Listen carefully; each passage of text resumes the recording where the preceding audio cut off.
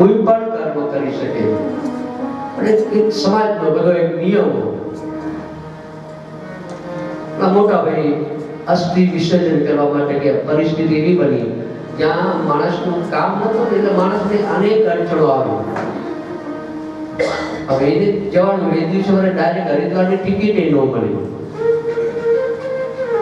એક કામ કરો, થોડા એજન્ટે કીધું તત્કાળમાં તો એક કામ કરો, દિલ્હી જતા રહો, દિલ્હીથી તમે હરિદ્વાર જતો.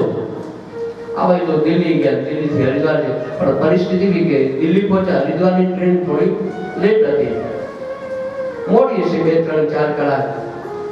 બેઠેમાં હવે અચાનક એનો મિત્ર હરિદ્વારમાં ભેગો છે. બાર લટાર મારવા નીકળ્યો છે, 2-3 કલાક કાઢવા ગયો રેલવે સ્ટેશનમાં. તું તો કે હા હોય તું ક્યાં જો? તો કે હરિદ્વાર.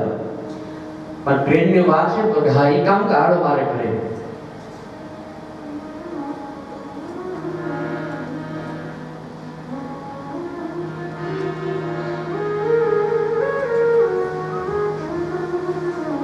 મિત્રને ઘરે ગયા, મિત્રને ઘરે જઈને ખાઈ પી પરીને પાછા આવે, પાછા ટ્રેનમાં બેસીને હરિદ્વાર ગયો. હરિદ્વાર જઈને પૂજા વગેરે બધી કરી ભૂદેવે કીધું કે લાવો હવે જે અસ્થિ લાવ્યા છે ને ગંગાજીમાં પધરાવી. અને જ્યાં પોતાનો થેલો જોઈ થેલામાં બાપાના અસ્થિ નહીં. અરે જેના માટે આવ્યો હોય તો અસ્થિ તો છે ને ભાઈ. ને વિચાર થયો કે કદાચ મેં ક્યાંય મૂક્યા તો નથી, પણ મિત્રના ઘરે કદાચ મેં થેલો કાઢ્યો અને એ થેલો કાઢવામાં કદાચ અને એમાંથી આમ કપડા કાઢવામાં કદાચ કંઈક રહી ગયા તો ખબર. પણ મિત્રને ઘરે ગયો, મિત્રને જેમ કે ભાઈ શું થયું? તો કે અહીંયા મેં કપડા કાઢ્યા એમાં કઈ વસ્તુ રહી ગઈ હતી ખરી મારા ઘરે. ઓળાને તરત શંકા ગઈ કે ઘરવાળી ઉપર.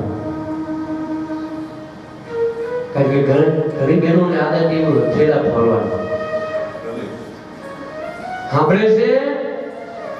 હા બોલો, નામ તો લેવાય ને. આ તો હવે બધા નામ લે.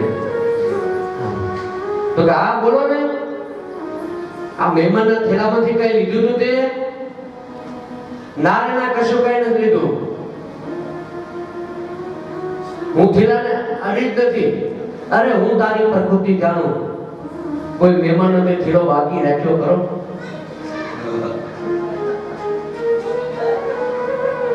મને ચોક્કસ રીતથી લીધું. અરે પણ તમારા ભાઈબંધમાં કઈ અકલ જ નથી. પરમાટી ખાઈને અહીંયા આવ્યા અને પાછા લઈને આવ્યા. અને એ પરમાટી એ લઈને આવ્યા. આપણા ઘરે લઈને આવતી છે પરમાટી. તો એ પરમાટી નહોતી, એના પિતાશ્રીના અસ્થિ હતા. લે ક્યાં ગયા? તો તમે ગટરમાં જવા દીધા. અરે રે આ પિતાશ્રીના ઓલા બધા જેમ કેમ કરી સાફ કર્યું, એમાંથી એકાદી એમ કણથી એક મળી. પણ આ બાજુ સમય થઈ ગયો 12મા 13માનો. ઘરે આવ્યો આકૃતિ ગુણાંક થઈ હતી. ઉતરી કઢી જેવું મોટું લઈને ખબર પડે કે બાપા પાછા આવ્યા. કારણ કે ખબર પડી જાય માણસની આકૃતિ ઉપર ખબર પડી જાય શું થયું. કહાની કીધી આવો. ઓલા વચ્ચે કીધું મેં ના પાડી દીધી. આ નાનો સમજો જ નહીં, ના પાડી દીધી. બાપા નહીં જાય, બાપા નહીં તરે, બાપા કોઈ દાડો ભગવાનનું નામ લીધું નથી. ખૂબ સમજાયા, ના પાડી દીધી. વાંધો નહીં કે નાનો ભાઈ કે બધા શનિ કામ કરો, અત્યારે કંઈક વાડામાં મૂકી દો, ચૈત્ર મહિનો પછી પાછા આપણે જઈશું. સમય વીતતા દિવસો ક્યાં પૂર્ણ થાય ખબર નહીં. મામીના વરે નાના ભાઈને લગ્ન થઈ ગયા. ચૈત્ર મહિના વેકેશનમાં બધું પરિવાર સાથે ગયો. અને મોટો ભાઈ ગરીબ થાય ધ્યાન રાખજો, અસ્થિ રહી ન જાય. આ ક્યાંય નીચે મૂકતા નહીં, બાપા પાસે આવશે. હવે મારી જવાબદારી નહીં. ખાસ ધ્યાન રાખે, પકડી રાખે. હવે બાપાને જવા નથી દેવા. બધા પરિવાર સાથે ગંગા કિનારે ગયા, બધાએ સ્નાન કર્યું. હરકી પેઢી જઈ ભગવતી માં ભાગીરથીના દર્શન કર્યા. માં ભગવતીની આરતી ઉતારી. સવાર થયો, સવારે બ્રાહ્મણને બોલાવી અને પૂજા વગેરે કરી અને અસ્થિ આપ્યા અને એ અસ્થિના વિસર્જન કર્યા. બધાએ સ્નાન કર્યું, પુરુષ આમ સ્ત્રીઓ આ બધું સ્નાન કર્યું. સ્નાન પાછળ પોતાને ઘરે આવ્યા. અને ગામડામાં તો યાત્રા કરીને આવે ને એટલે એનું સામયિક થાય. હવે અમદાવાદમાં તો ક્યારે જઈને આવે પાડોશીની ખબર ન હોય, ક્યાં ફરીને આવે. ગામડામાં તો એ તીર્થયાત્રા કરીને આવે એનું સામયિક કરે. આમ પખાજ વગાડે, પછી નરગામ દોરીથી બાંધે, આમ બાંધે પછી સ્વાગત કરે. શ્રી બડાવી સજે ગતુને ખેત જાઓ ને મહા શ્રી બડાવી આ વાર્તા હોય. દેયા કરણી નવા ફોટડા હરી ખેત જાઓ ને મહા શ્રી બડાવી સજે કરો સામાયિક કર્યું. પછી બીજા દિવસે ગંગા લોટીની પૂજા રાખી.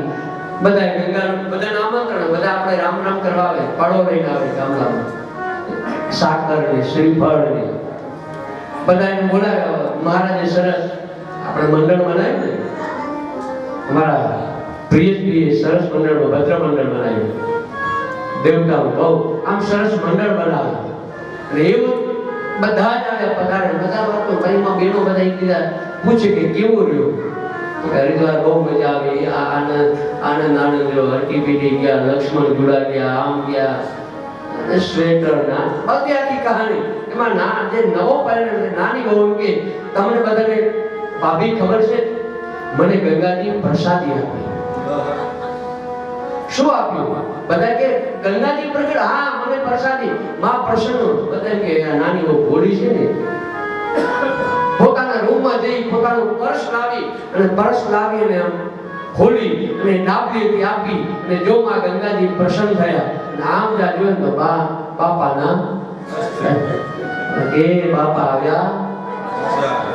ઘણા એવા હોય યથાર્થ પ્રયત્ન કરે છતાં પણ એની મુક્તિ મળતી નથી. ગયે શ્રાદ્ધ સતય ના આપી, નમે મુક્તિ ભવિષ્યથી. અસર ઘણા તામસ પ્રકારના ગીતા એમ કે સાત્વિક, રાજસિક અને તામસિક. સાત્વિક એ છે તમે એની પૂજા કરો એટલે મુક્તિ મળે. રાજસિક એટલે લોભ જાગૃત થાય. આપણે સૌરાષ્ટ્ર કચ્છ કાઠિયાવાડમાં પિતૃને બેસાડે. લોભ એટલે ધૂપ દીપ નૈવેદ્ય.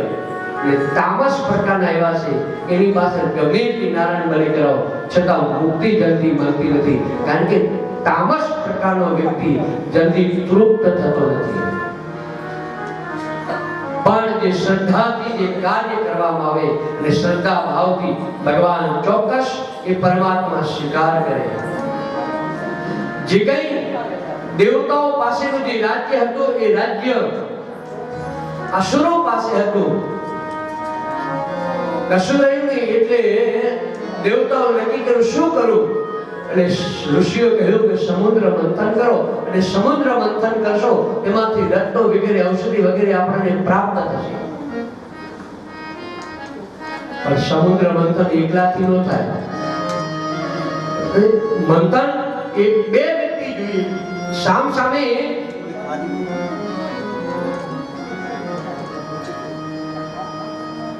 જેમ છાસ ગામડામાં વળો એક આ બાજુ કે છે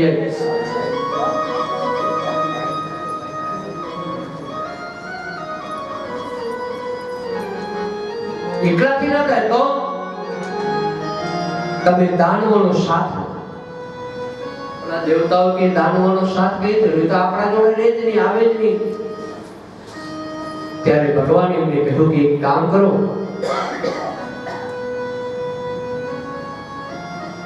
દાનવોનો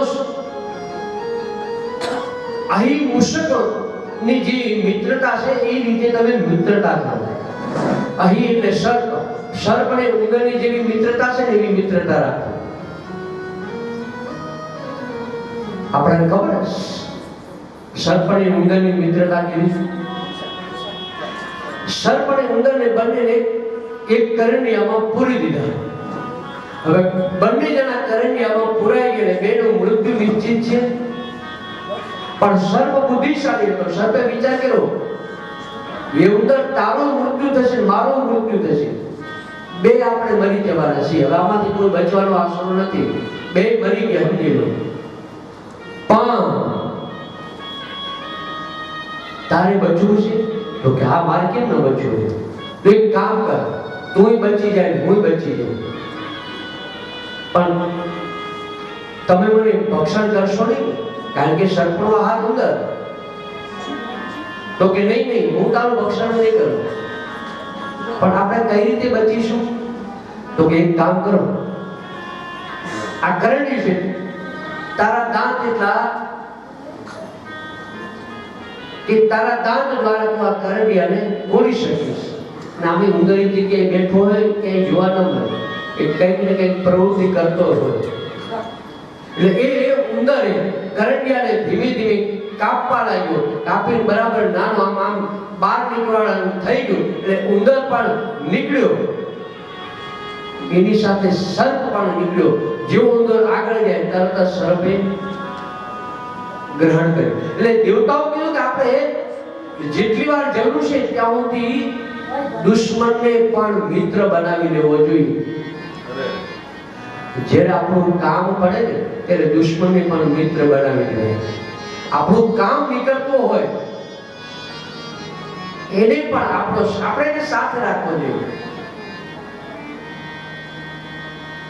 સમુદ્ર મંથન થયું, મેરુ પર્વતનો રવૈયો બનાવ્યો, વાસુકી નાગનું નેતૃત્વ કર્યું, અને એક એક આમ સમુદ્ર મંથન કર્યું. અને મંથન કરતાની સાથે સૌથી પહેલા ઝેર નીકળ્યું.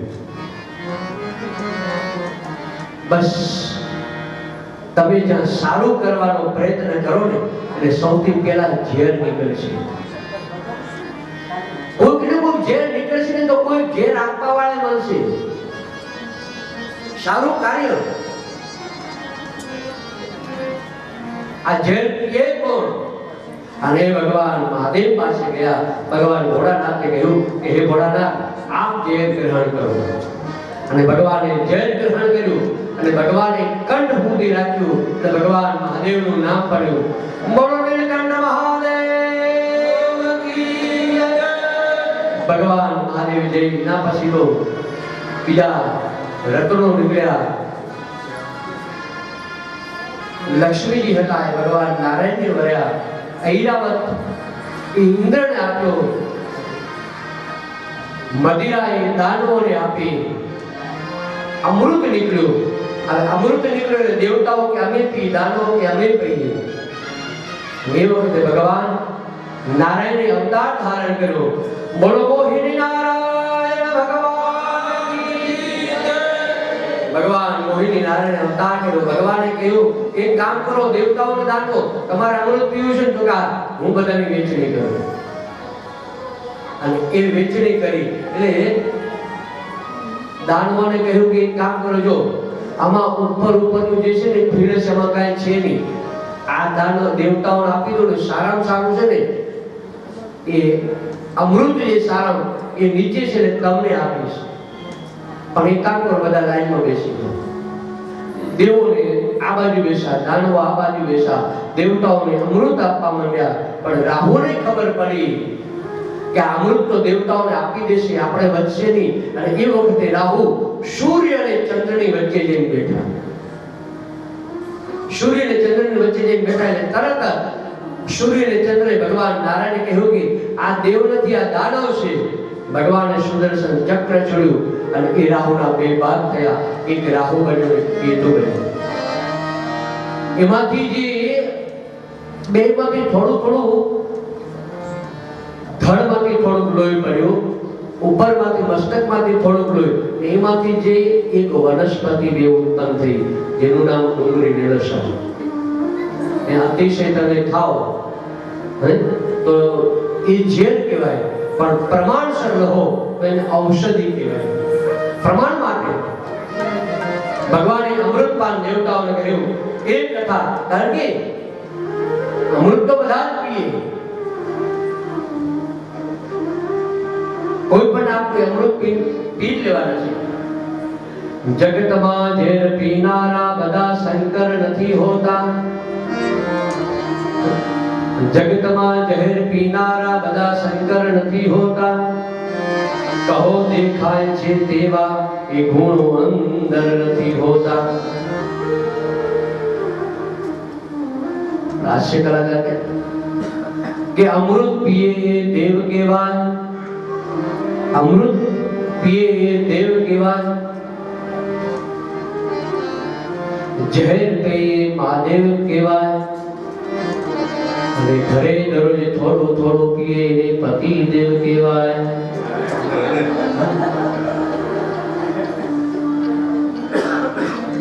હરિ અનંત હરિ કથા અનંતા. એક કથા કહી સમય વિતાવતા બલિરાજા પાસે રાજ લેવું કોને એ વખતે અદિતિ કશ્યપ પાસે જેમ કહેલું કે સુંદર પુત્ર થાય એના માટે શું કરવું જોઈએ, એટલા માટે સુંદર વ્રત કર્યું છે. પયોવ્રત નું પાલન કર્યું છે. પયોવ્રત કર્યું છે. બીજું ફાગણ મહિનામાં એકમ થી લઈ અને 12 સુધી ઉત્તમ વ્રત કર્યું છે. અને એ વ્રતના પ્રભાવથી ભગવાનની કૃપા પ્રાપ્ત થઈ. ઉત્તમ વ્રત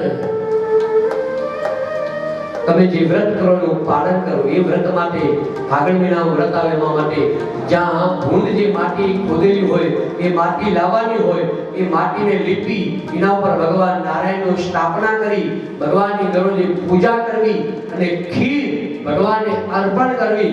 ઓમ નમો ભગવતે વાસુદેવાય મંત્રનો જપ કરો અને કામ ક્રોધ લોભમાંથી મુક્ત બની ભગવાનનું સતત ભજન કીર્તન કરવું. અને આ રીતે જે વ્યક્તિ વ્રત કરે અને એને ત્યાં ભગવાન નારાયણ પધારે. અને એ જ માં અદિતિને ત્યાં ભગવાન નારાયણ પધાર્યા. બોલો વામન ભગવાન કી જય. ભગવાન નારાયણ પધાર્યા. પણ આ બાજુ બલિરાજાને ત્યાં મોટો યજ્ઞ વગેરે થઈ ગયો અને એ વખતે ભગવાન વામન સ્વરૂપ આજે બલિરાજાને ત્યાં પધાર્યા. પણ એ દરમિયાન બધા દેવતાઓએ વામન ભગવાનને અનેક પ્રકારની વસ્તુ દાન આપી. કોઈ કમંડળ આપ્યું, કોઈ એને રુદ્રાક્ષની માળા આપી, અને કોઈ સ્ફટિકની માળા આપી, કોઈ કમંડળ આપ્યું. એક એક વસ્તુના દાન કર્યા. વિષ્ણુ વામન થઈ આ